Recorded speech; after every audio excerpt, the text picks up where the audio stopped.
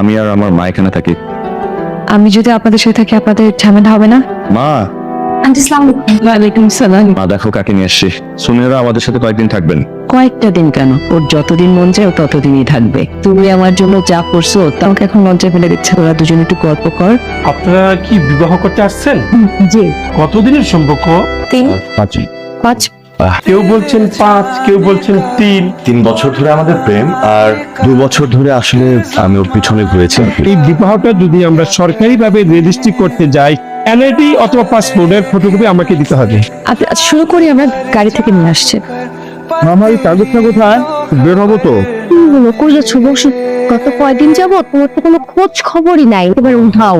আমি তো মাকে নিয়ে হসপিটালে দৌড়াদৌড়ি করছিলাম, তোমারই না কোনো খোঁজ খবর ছিল না। লাস্ট কয়েকদিন যাবো তুমি একদম উধাও হয়ে গেছো। এখন তুমি কাউকে একটা বিয়ে করে ফেলছো, বিয়ে করে বউ নিয়ে হানিমুন করে এখন তুমি ঢাকায় ফিরছো। বিয়ের শাদী কেন করবো? কাকে করবো? কথার কথা বলছি, তুমি যে আসবে এটা তো আমাকে একটা ফোন দিয়ে বলতে পারতা। ওটা কি?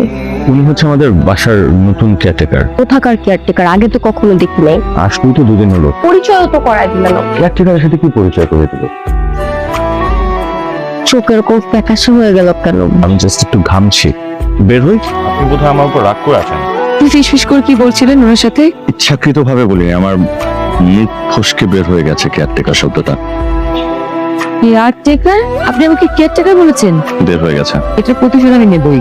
মজা করছিলাম। তাহলে ইনি হচ্ছেন আপনার ফিয়ান্সে। আমি বোধহয় আপনাদের মধ্যে দেয়াল হয়ে গেলাম। মানে আপনার এই কথা কি জবাব দিব আমি খুঁজে পাচ্ছি না। আমি এতটুকু জানি বিয়েটা করার ইচ্ছা বা প্ল্যানিং কোনোটাই আমার ছিল না।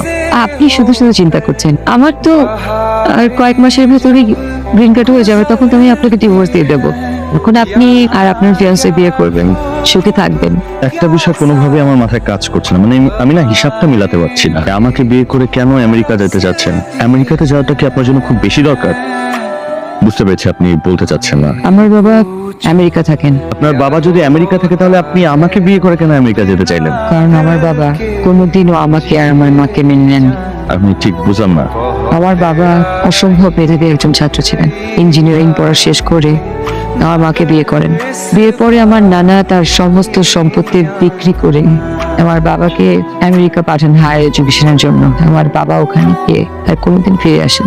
একটাবার আমার কিংবা আমার মায়ের খোঁজ নেননি। ওকে, কিন্তু আমেরিকা কেন যেতে চাচ্ছেন? আমেরিকা যে কি করবেন? আমার মা প্রচন্ড কষ্ট আর অপেক্ষায় তিলে তিলে মারা গেছে। যে মানুষটার জন্য আমার মা এত কষ্ট পেলেন, সেই মানুষটাকে আমি এমনি মুছে দেবো? প্রতিশোধ নেওয়ার জন্য আমেরিকা যেতে চাইছেন? প্রতিশোধ কিনা জানি না, এই মানুষটার চোখের দিকে একবার তাকে আমি জিজ্ঞাসা করতে চাই কি অপরাধ ছিল আমার কিংবা আমার মায়ের। হাসছেন কেন? মানে মানুষ না অন্যের অপরাধটা দেখে, নিজের অন্যায়টা দেখে না। মানে প্রতিশোধ নেওয়ার জন্য আমাকে বিয়ে করতে আপনি বাধ্য করলেন, এটা কি অন্যায় না? আমি আপনাকে বিয়ে করতে বাধ্য করিনি। পৃথিবীতে প্রত্যেকটা অপরাধের পিছনে একটা যুক্তি থাকে, একটা গল্প থাকে। আপনার বাবা যেমন আপনার সাথে অপরাধ করেছে, তার প্রতিশোধ নিতে গিয়ে কিন্তু আপনি আমার সাথে অন্যায় করেছেন। আমি আপনার কাছে কোনো যুক্তি শুনতে আসিনি।